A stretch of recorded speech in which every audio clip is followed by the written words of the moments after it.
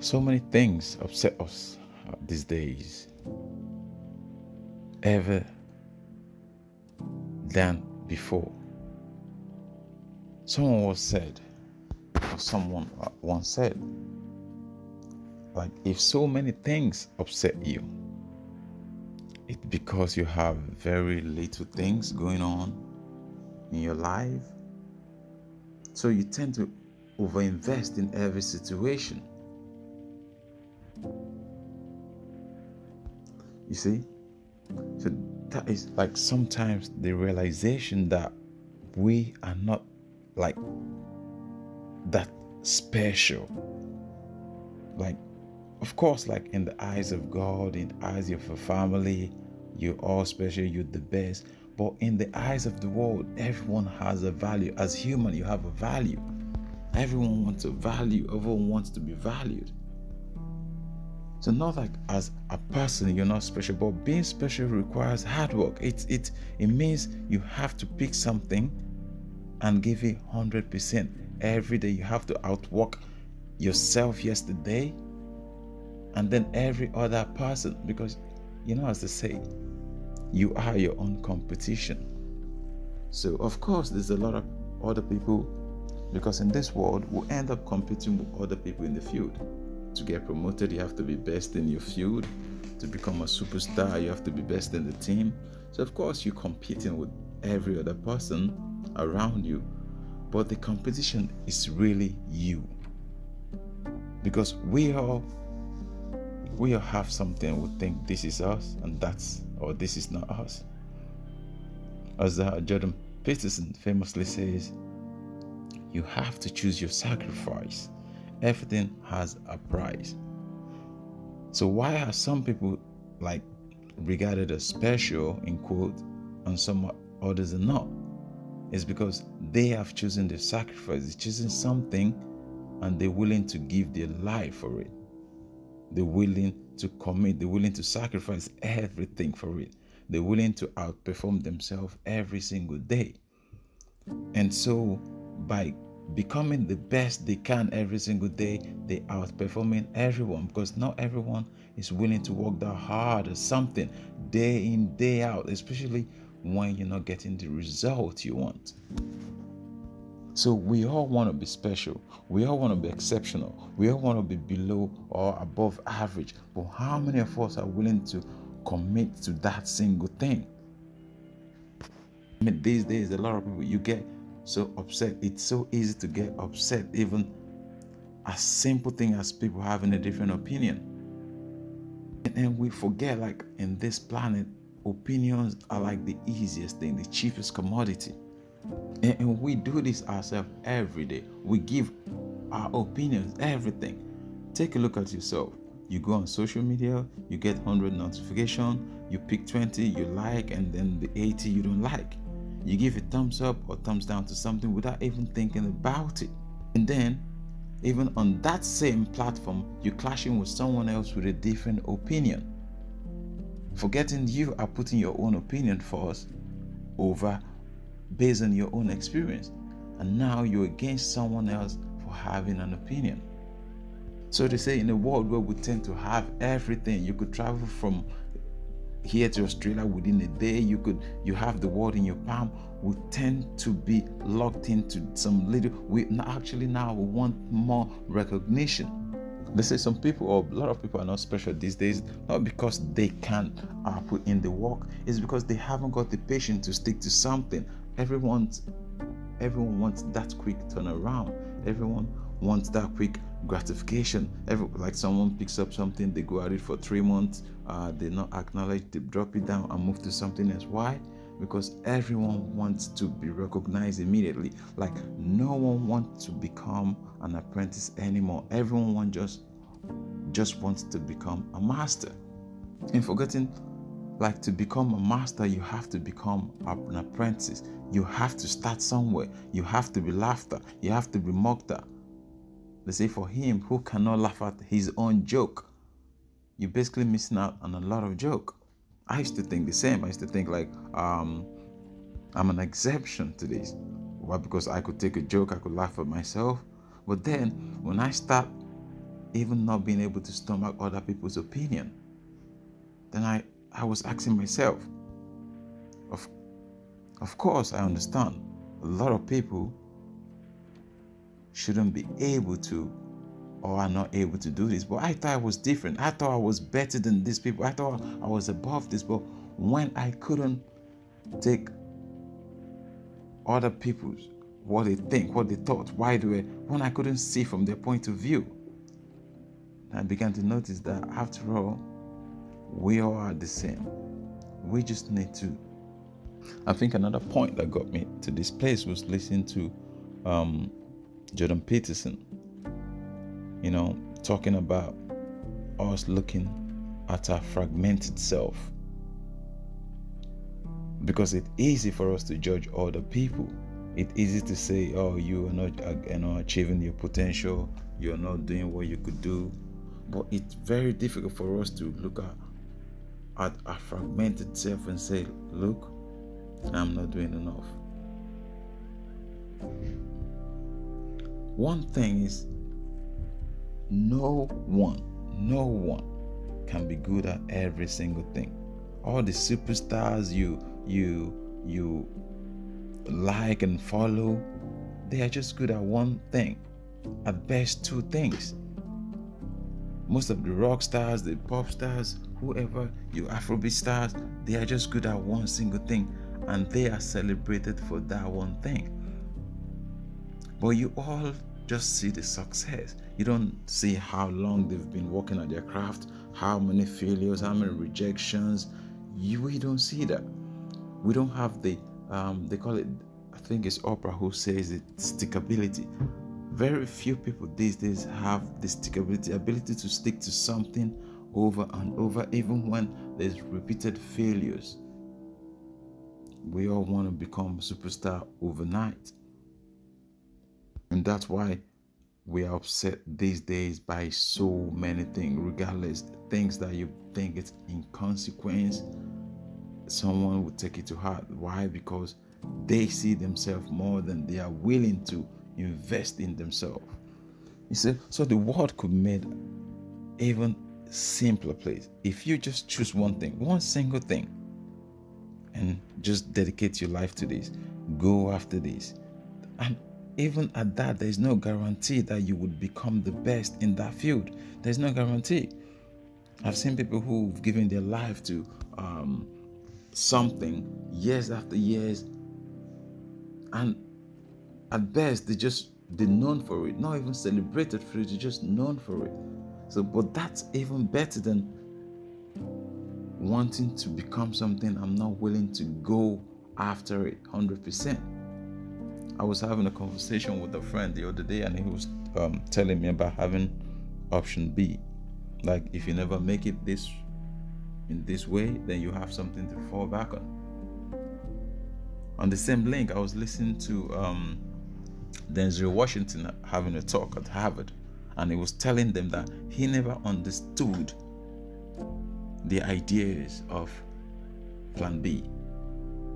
Because of course, that doesn't mean he didn't fail at a lot of things, he didn't try other things, but he never understood Plan B. Because for you to have a Plan B means you are hedging your bet that you might not succeed at Plan A. Of course, not everyone succeeds at Plan A, but when you have no Plan B, then you would go all out for your Plan A. And whoever goes all out for their Plan A has more chances of succeeding than he who is always running and looking back, like, in case I don't make it, in case I don't make it, in case I don't make it. For instance, Mike Tyson said most of his opponents are always defeated before they step into the ring. That's because they have more than one thing in their mind. What about if it doesn't work out this way? But him who has just one goal in mind, I'm gonna go all in for it. If nothing else, at least you have your conscience to say, I did all I could and it didn't work out for me. And I know you live better with that than knowing that you never gave 100% to what you could do. You never became what you could be because you were too scared of giving all you could give. Les Brown says, to be all you could be, you have to give all you've got.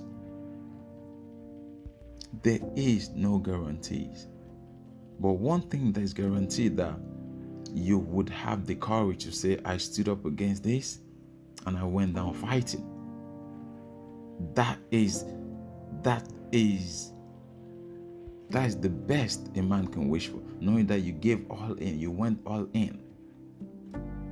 Then you probably know, because we never learn from things we never tried. They say you miss 100% of the shots you never take. By trying to go all in, by practicing, even when you lose, you learn what not to do, how to improve, how you could never get better from not trying, from not giving 100%, because then you never know what it feels like giving 100%. You never know how close you are. They say some of us quit not knowing, like, we'll step away from our goal, we step away from where we need to be, we step away from realizing our dream. So the only thing that is guaranteed is the longer you keep at it, the longer you keep going, the better you get.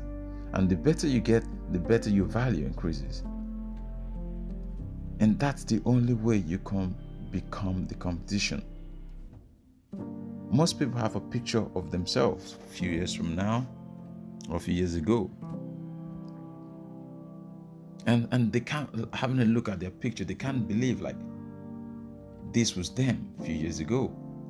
I remember, like, when I was about moving house and I ran into my old, some of my old pictures archives, and I was like, wow, is this me? I was wearing baggy jeans, do-rags on my hair, rolling one trouser up, Timberland boots. My t-shirt was so long, it was like almost touching my ankles. That was like how many years ago? I'm like, wow. So without actually experiencing that, without having an archive, I would never know. But today, I could see the improvement in myself. Why? Because I've taken the initiative to learn, to grow, to study, to understand why or what brought me here and where I am going, what's my destination. Why? Because instead of looking or comparing ourselves to our yesterday, we spend most of our time comparing ourselves to people who think are successful. And those people, probably they're successful, to us, but only in one way, only in one stream, only in one area. And probably hopeless in 10,000 other things, but we only looking at them in one field. They say if you judge a fish on how good it is at climbing a tree, you probably judge that fish as a failure, not knowing that that fish is the best swimmer there could be in the world. So most time we end up becoming a fish and judging ourselves that, oh, we're not able to climb, while forgetting that we are so good at swimming that monkey that could climb, we're trying to compare ourselves to, doesn't even know how to climb. He's even scared of the water. So to become great at something, you have to dedicate your life to that. And because why that has become very difficult today, or why the 1% are succeeding and the 99% of the people are not succeeding, is like we have so many choices these days.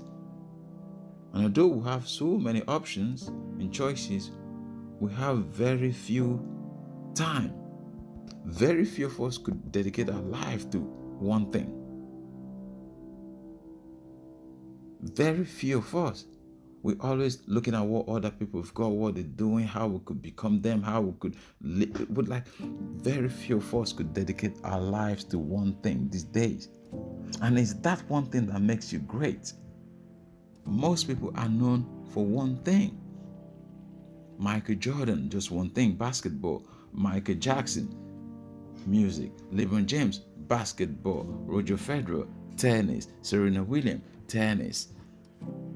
Oprah Winfrey, talk show. Until we've established ourselves in one area that will become successful, can we then broaden out to other areas? Why? Because we've built capital, not financially, not only, but capital in the terms of experience, knowledge, understanding, the know-how.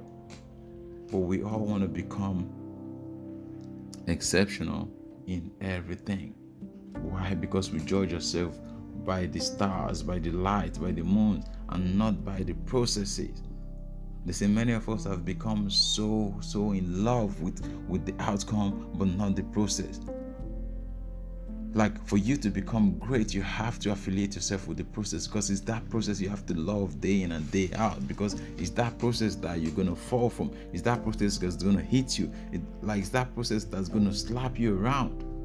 But you have to love that process. You have to engage with that process. You have to become one with that process. Being special, being exceptional is very, very rare. It's a hard work. I'm talking about like celebrated people, because we all have for instance, we have a different opinion. Most people in this world celebrate Mandela. Some celebrate Mugabe. Some celebrate Gaddafi. Some celebrate Kwame Nkrumah, and others hate them. But those people are exceptional in one way or the other. Why? Because they've done the same thing over and over and over. Hate or like them, they are successful in whatever they've done. So success doesn't have to be positive. Success is action, input and output. So we are, for the most part, pretty average human. We do average thing. We do basic thing. They say 55% or 50% of the thing we do every day are just mundane. But if you do those things well, the people who do those things well are the people who excel. So basically not doing anything more than ordinary, but doing that thing over and over again. But like in today's world, in today's social media world, everything, every mundane thing has got a negative vibe. So you're working in a cubicle job, okay, it's a mundane job. Does that mean you are below average? No. You're working in a corner shop, or you're working in a clothes shop, you're working in a standard everyday high street kind of job. Does that mean you're not special or you can't be special? No. Because in that same field, there are people who are celebrated every day. Why? Because they've given more than 100%. So instead of us all running away trying to be someone else, why don't we take a stock of our life and say, in this place I am, how can I become special? How can I become superior? What can I do? How can I grow? How can I become extraordinary? How can I become exceptional? So in that same cubicle job where I was reading Cal Newport's book, and where he was saying most people have tend to see cubicle job as, like escape from the cubicle, be your own boss, and those words are banded around today, these days, every day. But the thing is, of course, it's glorious. It's nice to be your own boss. Wake up to your own time. Don't go to office. But people have this perception that that's what being your own boss is, because they always just look at the top.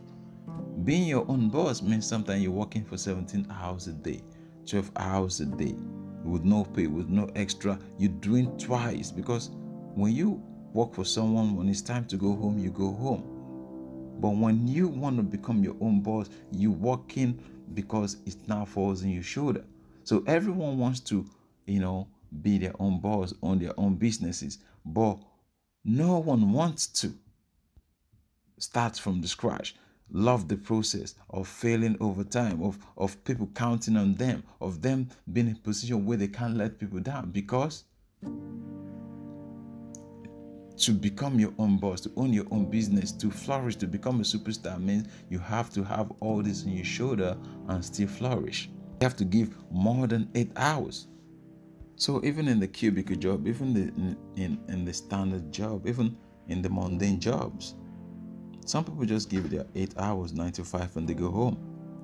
But some people, after those 8 hours, they go home and they give more hours. They go beyond the 8 hours.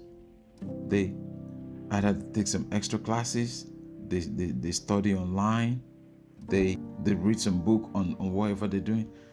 That is what sets them apart. While they're in that field, they grow some capital. They start building on skill, how to grow.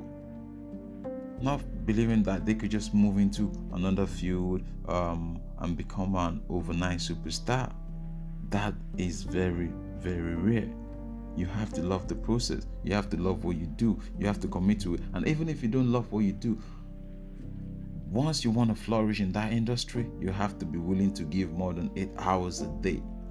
And how many of you are willing to give more than 8 hours a day, especially when you're not paid for those extra hours? But we're so in love with becoming a superstar without the work, without the commitment, because that is what everyone sees, or that's what everyone portrays, especially on social media. How everyone's having a good life. And then you think, oh, your cubicle job is the worst. You can't wait to become like everyone. That's why these days, it's only the exception amongst us that gets noticed. Everyone knows that.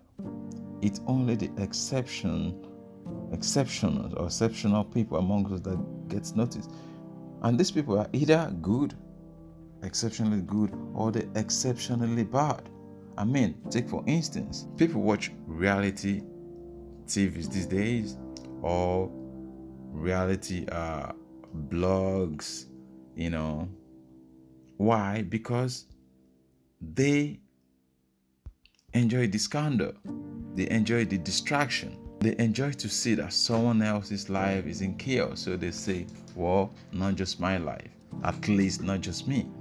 So that's why more and more people, even younger people, are coming on social media, and they're doing something despicable. Why? Because of that attention. Because it's known now, like, if you can't become so good, they can't ignore you. Like Martin says, you become so bad, they can ignore you. 50 Cent talks about this in his book, Hustle Harder, that the public wants to see damaged people, like rappers. The public wants to see damaged people. That's it. Because why? It's easy to say, well, at least my life is better than this. My life is not that bad. People want to see damaged people. That's why you see, you have a good rapper, it's coming. Every rapper has to come out with some horrific story of massive gunshots, or like for you to be successful, or every lady rapper have to come out like less clothed than possible. Because for people to acknowledge you these days, you have to be so good or you are so horribly bad. There is no in between. There's no average anymore. Average is gone. Middle is gone. They say exceptional is now the new normal. Many people are doing extreme things these days because you have to go that low to keep people's attention. There's like so many choices. You cannot stick to just doing good thing and good thing and good thing, especially if you're out for the attention. If you're out to educate people, if you're out to motivate people, if you're out to pour something out. Like, I do things sometimes, not because I say to myself, I don't have to do that, I don't have to do it. But for me, the challenge would be not to do it. Like, I couldn't live with myself knowing I could have done something or say something than not say it, if you get my drift. But most people are out there just for the attention. A lot of people these days know that if you can't compete on being so good, man, you better compete on being so bad, because no one, including myself and every other person, no one cares for the average anymore. It's like being in the working class. You're either working to help the poor, or you're working to make the rich richer. No one cares about the average anymore, about the middle anymore. And that's why so many people are in trouble, because they have their day-to-day, the 9-to-5 job, and they're feeling inconsequent. Why? Because they feel they're not being recognized. They've been overlooked. These days it's like, if you're not among the best of the best, you have to be among the worst of the worst. If not, just forget it. Just forget it. Like, who cares? Very little people cares about patience these days, and consistency and commitment and working your way up till you get there. Like, that's almost like in the past. Now people want to start today and become successful tomorrow with no capital, no skill, no training. They just want to get there. I have this saying back home that people say, like they say, show me the way. Like there's a way to be shown. Like one person has to show me the way. And 50 Cent talks about this in his book, where it's like people just reach out to him and say, oh, will you hook a brother up with no skill to present? Like, this is what I could do, this is what I'm doing, this is what I'm working on, what do you think? Just advice. Jim Rohn talks about, if you're poor, you should take a rich person out and just sit with them and just hear what they have to say. Just hear what they've gone through, how they've maneuvered their way to where they are. But how many poor people wants to take a rich person out? Like, he is rich, he should be the one taking you out, or at least buying his own dinner. But most things we have to learn from the people who have become successful. And by us getting closer to them, then we'll start to see that probably all is not as we thought. Because everything we thought was magical and exceptional and brilliant in their life, actually not that way. They are going through the same thing we are going through. The same heartbreak, the same problem, the same ups and downs, the same family. Everyone has that family. I was having a conversation with a friend the other day. It was like, every family tends to have one person that comes and messes everything up. It's like it's split equally, so every family has at least one. Because we're saying, like, if some family has everyone behaving or doing what they should do, then there will be catastrophe. Because then you have a family who is just full of parasites and pests, and so maybe that's why the good God is, ensure that, it's split equally. So at least every family has someone who could lift or carry the other families who have just come to become a parasite. I'm sure some of you are envious of the people who you think they haven't really invested any time, and then they've made it known, they have so many followers, and you envy and all that. Because why? You're thinking, well, they're not doing anything productive, but they are recognized, they know they have all this and whatever, But the thing is,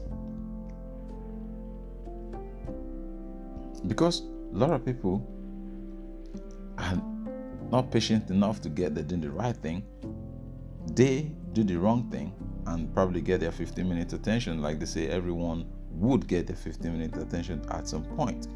But some people are able to sustain this after that 15 minutes span. Just for instance, you see a lot of people going to reality show. I think one of the latest reality TV shows, or not the latest, the ongoing reality TV show is like the Big Brother. Big Brother has been dead in the Western world, but it's just picking up in Africa. The Big Brother, after the Big Brother competition, you always see one or two of those people go on and maybe have a career, and maybe the other 10 or 15 just dies. So that's it. Some people they do something regardless of what it is, but they're consistent with what they're doing. They're able to produce that content over and over again. But the thing about content is, like, the more you produce, the better you get. Even if you produce the wrong thing, capital comes from experience. The more you keep producing something, the better you get. You learn from your mistake. You learn what to do and what not to do. So you probably say, this person is doing the wrong thing, but they're successful, they're known. But that person is doing something over and over again. We all think sometimes just having a career just quickly to pick up a smartphone and just have a conversation, or take a camera or have a picture and just post, and just suddenly you have all this. But it takes planning, from the least to the major. From the thing you think that doesn't matter, it takes a lot of planning.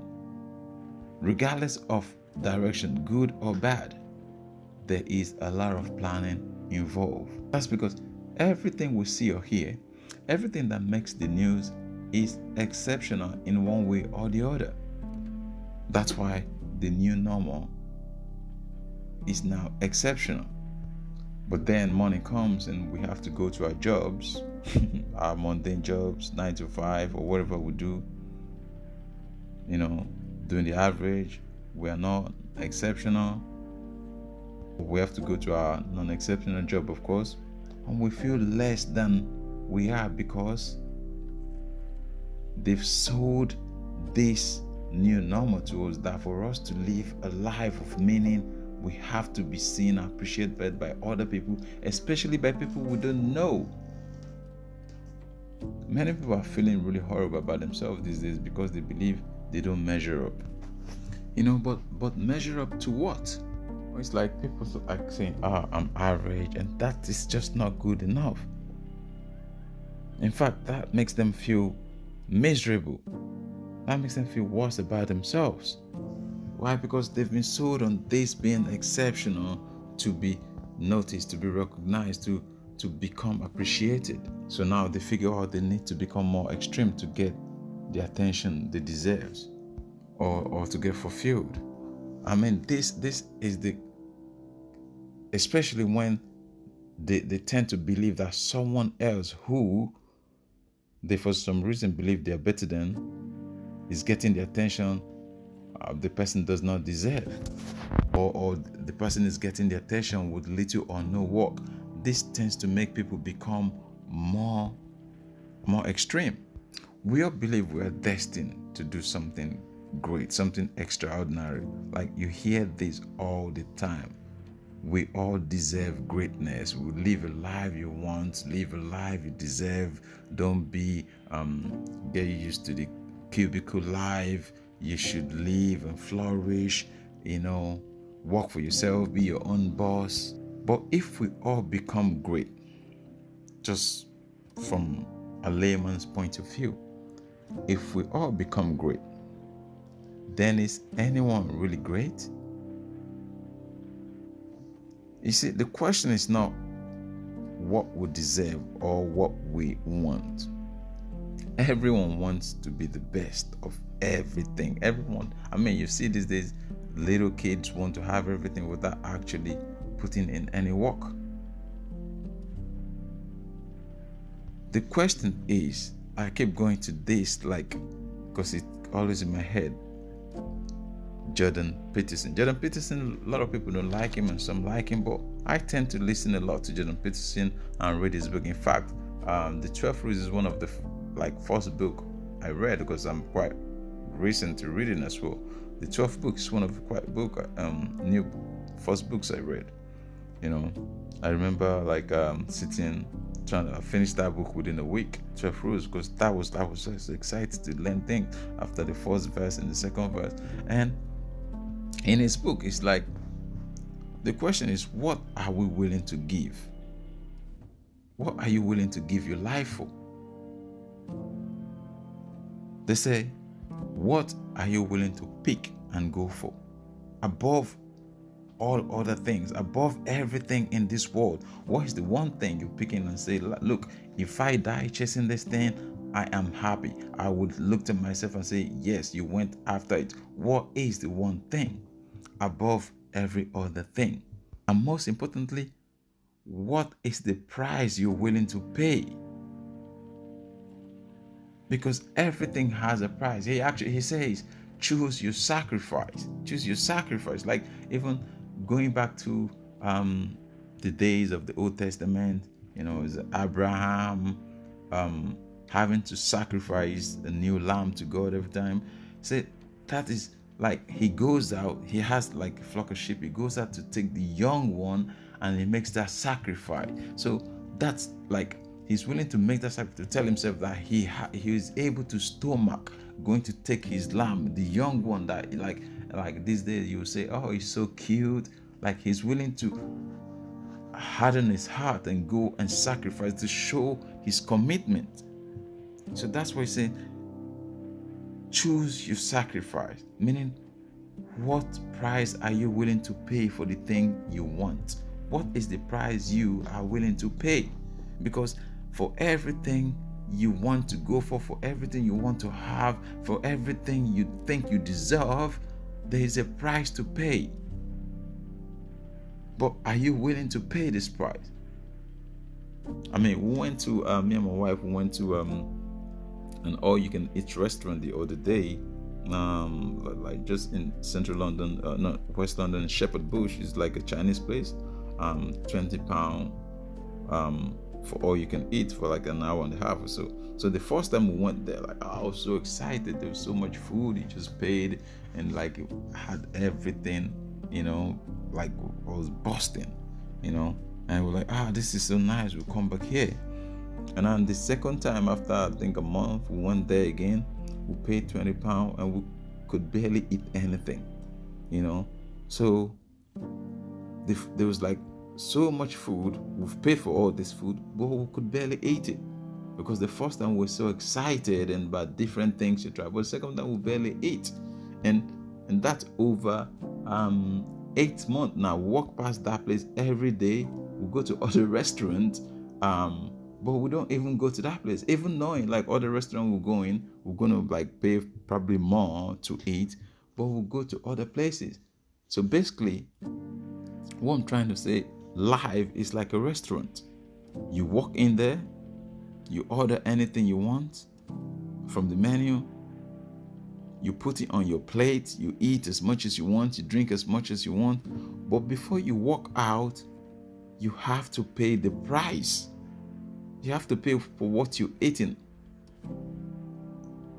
Otherwise, you end up going to jail because you've just gone into a restaurant and you've stolen some food.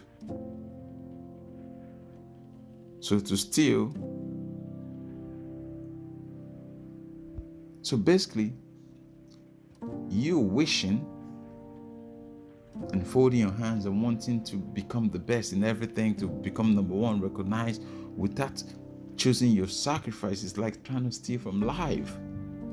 And life doesn't give you that. It's like a seed that says, no, I don't want any water. I don't want to be put underneath the soil, It's never going to germinate, because for you to grow, you need to be put under that dark soil, covered in darkness, watered, and then go through that magical transformation of becoming a plant, breaking through the surface, going after the sunlight. You need that process of sitting down with yourself, by yourself, and working out a plan and sticking to it. That's the process of success. That's how people create something. They say these days we are so distracted by social media that no one wants to spend time with themselves, just saying, oh, look, think. And we've been hearing this for years, that ability to think. For every 5-10 book you've read, I'm sure there's things about that telling you think, especially when it comes to books about psychology. If you're thinking about David Schwartzman, Thinking Big. If you're thinking about Napoleon Hill, Think and Grow Rich. If you're thinking about Rob Allen, As a Man Thinketh. If you're thinking about Norman Vincent Peale, The Power of Positive Thinking. If you're thinking about Brian Tracy, The Power of Self-Confidence, which means thinking. If you're thinking about John Maxwell, everything you go through, it's telling you need time to yourself. You need time to visualize. You need time to have a plan. You need time to have a strategy. And most people do this for companies. But then for ourselves, we do not. Everyone these days, including yourself, myself, we view average or standard or normal as failure these days. I tell you, everyone, take this from people who do a 9-to-5 job. more successful than a lot of other people, but they feel there is more to do. Most time, not in their field, something extra. Or like a banker, like one or two traders who are top traders, everyone wants to be like them, but no one is willing to put in the work. It's like if you're not exceptional these days, you are a failure. I think Carl Newport's book, Be So Good It Can't Be Ignored, should have another verse to it saying, or be so bad you can't be ignored. It's like being normal is so 1920s. I mean, I see this every time. For me, who has a social media handle and doesn't really interact with social media, it's kind of a two-edged sword, because every time I open our social media, there's like people there fighting for relevance. It's like, who's more miserable, who's more depressed, who is in the worst situation, who is mostly victimized. It's like your pain or my pain have to outgrow your pain. My pain has to outshine your pain. It's that your pain is not as big enough as my pain. Like every single person is out there fighting from some kind of relevance or the other. It's like at the both end of the spectrum. Some people believe they're so good, they deserve attention, and some people believe everything is so bad against them, they deserve attention. And why is this? That's because they believe if they accept normal, they have become failures. And not a lot of people can look themselves in the face and say, yes, I admit I'm a failure. But why that's a horrible thing to say to yourself? That is somewhere you can actually start. I'm not saying I'm a failure. It's like, up to now, I've not done what I should do. Jim Rohn says when he met Mr. Shoaff, and Mr. Shoaff said to him, up to now, 25 years of your life, you've not achieved anything. You've been to school or 1 year of school.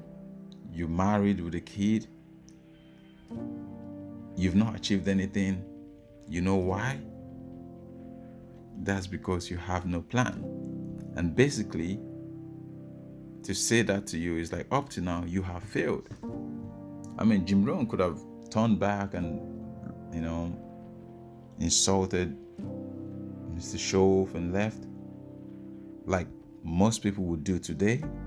But he stood there and he was willing to learn. It's like, well, you're a very successful man, Mr. Shoaff, he meant.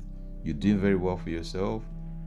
And if you're telling me I failed, that's because you have more experience than me and you can show me what to do.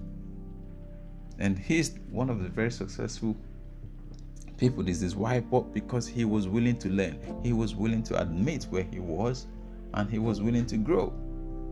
But most people these days are not even willing to learn. They just want to become successful overnight.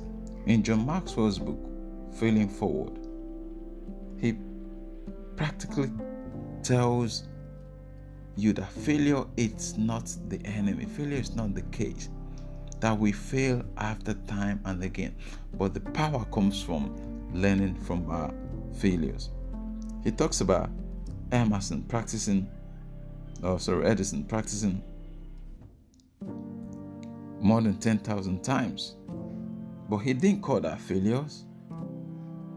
He called that practices, because every time he failed, he got closer to the idea of inventing the light bulb we all enjoyed today. So failing forward means you learn from your experience, you learn what not to do, now you know what to do. It's like standing in a spot and saying, oh, do I go left or do I go right? I mean, you could stand in that spot for a year and make that decision. But someone who's gone left, probably in 20 minutes, to discover this is not the right direction, they get back to where you are and they start going towards the right direction. But for you to wait on that spot and keep waiting for someone to come and tell you, oh, you have to go right now or left now, because you're so scared of making that decision, you end up being in that spot and not learning from what you would have done. The few of us who become exceptional in life, They get there not because they are already or not because they already are exceptional. No, it because they looked at their shortcomings and they went after it. Knowing that only by them going after their shortcomings would they give themselves the chance, the option of becoming something better, at least than who they were yesterday.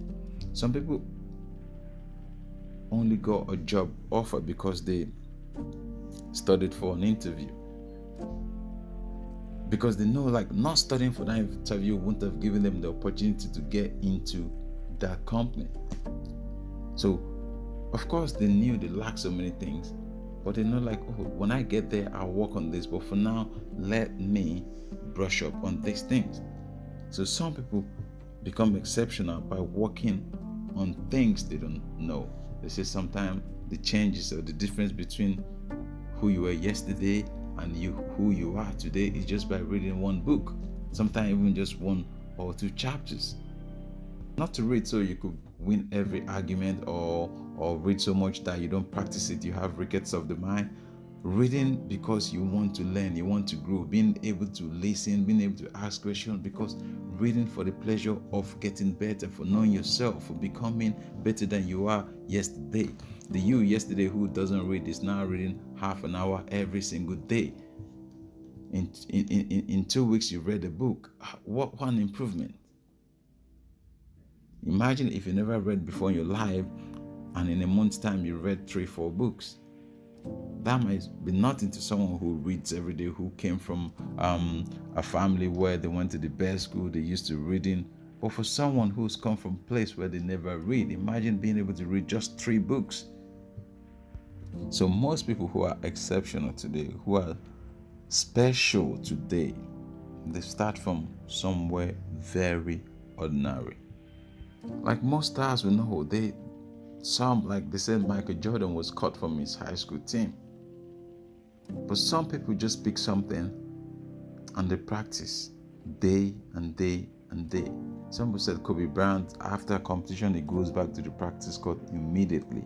They said Ronaldo, after training, he goes back to the practice field immediately. They said Nadal, Djokovic, Federer, these guys, they reach their peak because they outthinked their opponent, and apart from that, they outworked their opponent. So it's a combination of thinking and working. It's the same. Like you become obsessed with improvement, and that is why they become amazing, because they focus on every angle where they know they could get better. Because I've said this time and again, no one starts anything being great. Everyone who's great, you go check, they started from some obscure position, but because they kept at it continuous day after day, that's how they got better. They never got better because they started from a point of view of being great.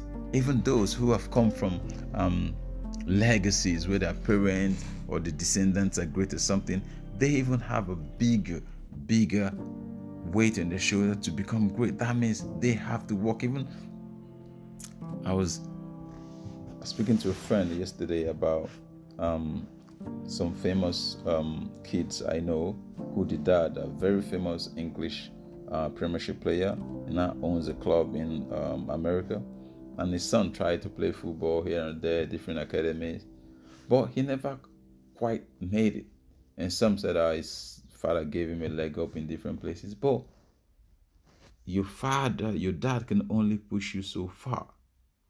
Sometimes they could give you the entry, like to it's like being invited to a guest list party, a party that's limited. Of course, sometimes you could get an invitation to go to like an exclusive party, but how you interact in that party, how you build up connection, how you link, it's up to you.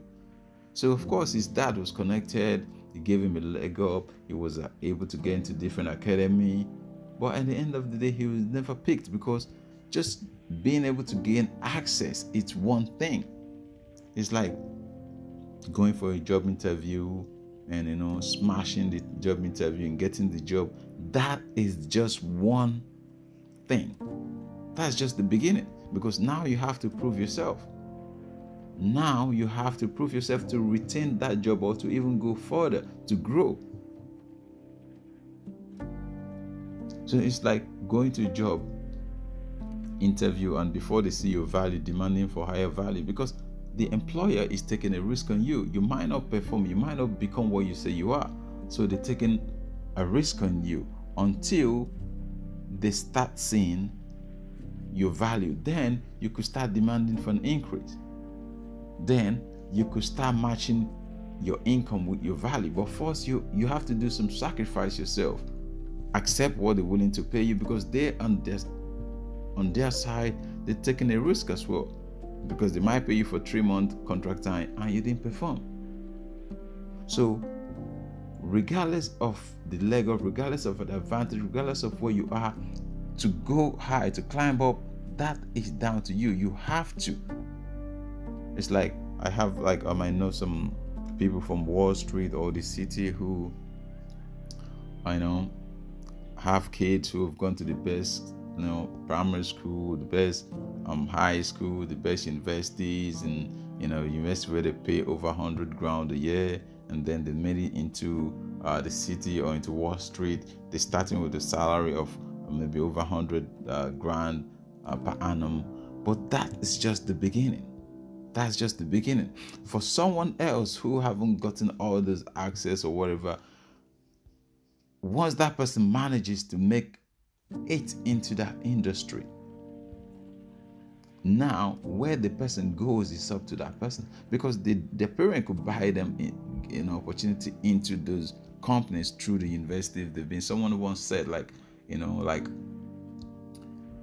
gaining access to all these best companies, the best banks in the city, like the interview takes place at the university, at this Ivy League university, the best universities in England. That's where the interview takes place.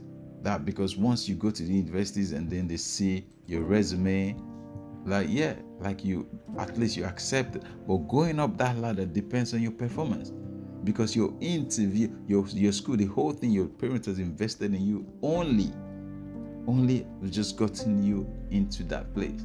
And now what you make of it is up to you. It's up to where you put it. Will Smith always says in his book, like, it's not where you started. It's not where you started. It's where you start. We start from different places. But where you go, that's your decision. Because you can't tell. You can't. Come on. You went there when the decision was made to conceive you. So where you start, in the country you're born, the race, whatever, that's not really up to you. You don't have no choice. You went there when the decision was made. But where you go after that, it's up to you. And that doesn't say everyone who's come from poor background or disadvantage would have the fight to make it. I've seen a lot of people who have been through the worst, poverty and everything in growing up in a developing nation, and they make it to Europe, and they're just so happy to make it over that they just throw in the towel. They just want to be there, eat, sleep, wake up. They're content. So making it in life, going further, becoming exceptional has nothing to do with where you're from. It's an individual thing. Becoming above average, becoming better, becoming more than who you are, it's an individual thing. It's got nothing to do with where you came from. Of course, your parent could buy you into the best companies in the world, but what you do from there is down to you.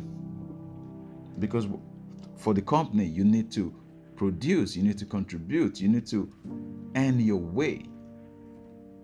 So for you to grow in whatever you do, be it your cubicle job, be it your 9-to-5 job, be it you working as a coach, be it you working in a restaurant, be you being a waiter, you have to be obsessed with improvement. Some waiters get more tips than some cubicle workers. Why? Because they've mastered the act of serving people. They've mastered the act of serving people. They know how to approach people. They know how to speak to you. They know how to make you feel special. So it does not matter what industry you are. You could be special in that industry. You could be exceptional in that industry. You could be celebrated in that industry. A lot of people are celebrated today in different fields. But of course, you don't get that on social media, because social media, it's so focused on the extreme. Some people say to become the best you can be, you should find yourself, because you are created to be different from others. And others say you shouldn't find yourself. That by finding yourself, you close the door to other opportunities. That the discovery isn't basically in the process. I mean, I understand both arguments. Discovery of finding oneself takes commitment, and actually it takes more than that. It takes someone who's willing to see themselves, depending on what you find. Adequacy and thinking, you discovering yourself, you want to grow, you want to get better. That takes something. So I say, because it's in finding yourself, you either discover, okay, you're okay with yourself, or you would like to grow, change, do something different, become better than what you found. Or anyway, for me, the goal is in the journey, not in the destination. It's not in the destination, the goal is in the discovery, the journey, the process. Jordan Peterson talks about most psychologists or psychotherapists would tell you, like, you are okay with who you are. Like, you don't need to change for anybody or anything. Like, in most social media, people now would say, yeah, of course, you're fine with this and that. I mean, going on social media, like last month or so, I've discovered a few people who have come out to tell people that they shouldn't do this and that, and then they discovered behind that those people who are actually advising them that they shouldn't do this, you should stand up, and this and that, they actually do exactly what they're telling people not to do. So going back to Jordan Peterson, he was saying, like, most psychotherapists would advise people like, oh, come on, you're okay the way you are, you don't need to change, and because maybe they don't want the conflict with their client. But he's saying, you are not fine the way you are. Even you actually know you are not fine the way you are. Like, you've come to this place because you know you are not fine with the way you are. And by someone trying to lie to you, trying to rubbish you and tell you you are fine the way you are, it's actually insulting that they would look you in the eyes and say, look, you're fine the way you are. Because deep down, you know you're actually not fine the way you are. You're there because you're trying to ask questions, you're trying to get better. You might have gone to the wrong person who's maybe just trying to exploit you or grow their rating or sell you a story or just be exceptional by doing something that would attract attention, either good or bad. So they have to just tell you you are fine the way you are. Because, like, we're far from being fine the way we are. Like, we have more capacity than we could actually utilize. We have so much capacity. Like they say, we only use 1/10 of our brain. 1/10. Imagine that. 1/10 of our brain. like what you could become, it's imaginable if you can just commit yourself to it. And the craziest thing is, like, you don't even have to commit yourself to 500 things or 1,000 things. Like there's like so many things out there that you just need to commit yourself to one thing. To one thing and one thing only. That's all you need to commit yourself to. One thing and one thing only.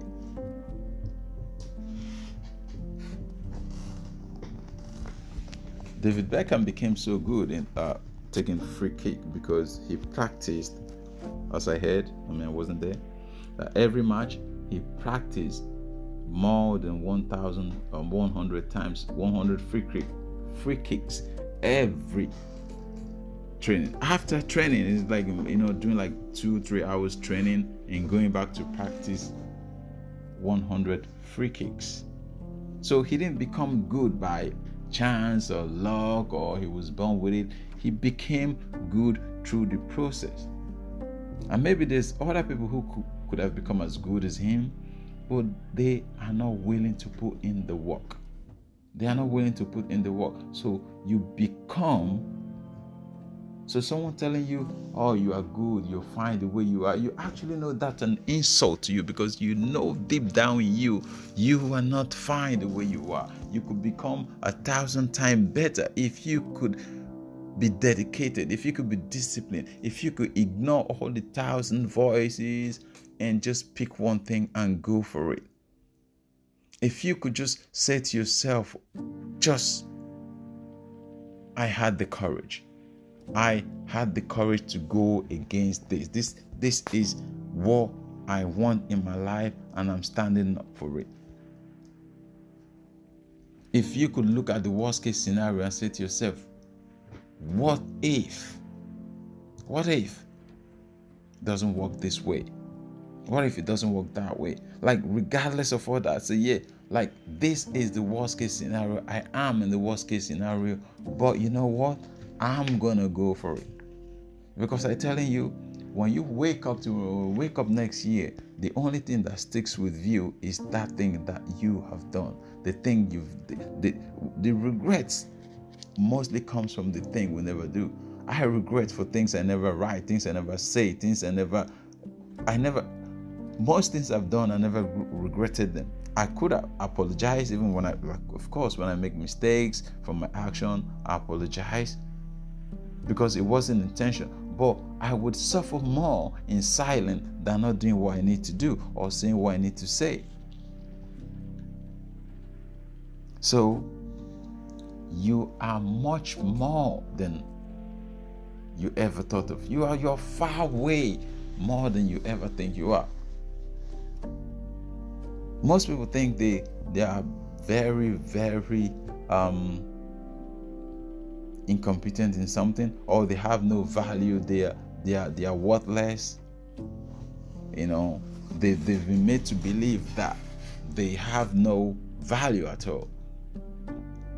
They put in a camp, or they have to sell some sort of services for food.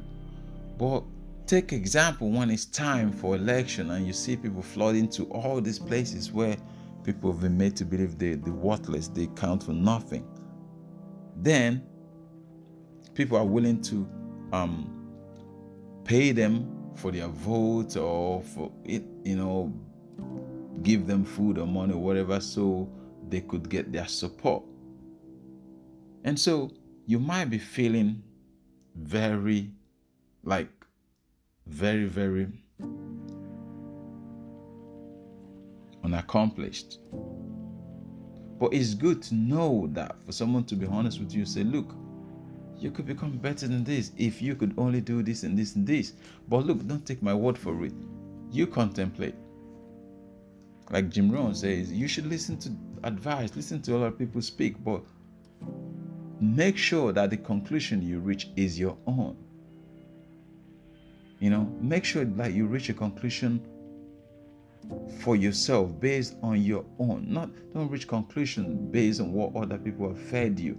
You should contemplate, hold what ideas together, put them together, play with them, but you should reach conclusion, because that is where you feel this is you. They say most of us always think about what we say, what we do, our action, our speeches. We always think that's our ideas. Like, yes, this is me, this is my belief, this is my this is what I stand for. But most of the time, most things we say, most things we do, most things we stand for are actually borrowed from around us, from the people around us, from what we hear, from what we see. These things are actually borrowed, and then we defend them with our lives. So sometimes you're in a place where you think, or deep down you could be more, but someone is telling you like, oh, you are good enough, not to say when you're putting yourself down, like someone shouldn't come and try to uplift your spirit. That's a different thing. But when you seek the truth, when you want to grow, when you want to improve yourself, when you want to become better, when you want to know what you could do in life, you are nowhere near what you could do. You're nowhere near what you could do. Take for instance, when you're about to go on holiday, sometimes just to clear your desk or your email or your file or your backlogs of work, you do 8 days work in 2 days. Sometimes in 1 day you stay overnight just because you want to get everything off your desk before you go on holiday. And just imagine you have that sort of motivation applied on that same job for a month, because you're not being paid extra for those extra day. No, you just, something in you is driving you to say, no, I need to get my house in order before I leave. Jordan Peterson talks about this when he talks about putting your house in order, or just not even your house, your room in order. Like most people overlook their bed or maid. But like, how can you go out and start assembling things when you've left all piles of rubbish around you? So sometimes it comes down to something those simple, something those easy, as simple as just putting things in order, making your bed, decluttering your room, deciding to cook instead of eating out every day, washing your dish after you've eaten instead of leaving it sitting next to you. Some things are so simple that they take very limited effort. So when people say you are all you could be, possibly that's their opinion, but inside. And sometimes some people trying to put their fears, their limitation on us. Oh, you can't do this, oh, you can't do that, or this is, they give you all sorts of examples from their experience, but maybe they didn't try as hard as they needed to try, or maybe their fears overcame them. Maybe they weighed the worst scenario and they felt it was better for them to be in the same position they are now than to go further, than to do something different, than to change, than to choose. Because if you've been doing the same thing you've been doing for 8 years and you don't like where you are and you're not willing to change, you're not willing to take risk, you're not willing to try something new,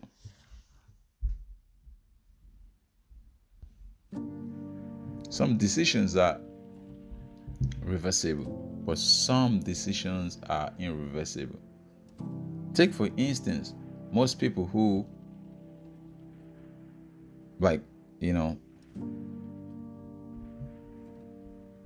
had a decision like 8-10 years ago, whatever, they thought it wasn't going to affect them now. Those people are the ones who are now running and living in drones. Why? Because they felt they were kind of, you know, it doesn't count, doesn't matter. It wouldn't, or it would never get so bad. But now it's gotten so bad, like those people who are classed as working class, who can actually afford to live, they're like running so much, not even trying to wait for the next point where they could overturn their decision. So if you have opportunity to invest in yourself, invest in your family, invest in your community, invest in your town, your city, your state, your country,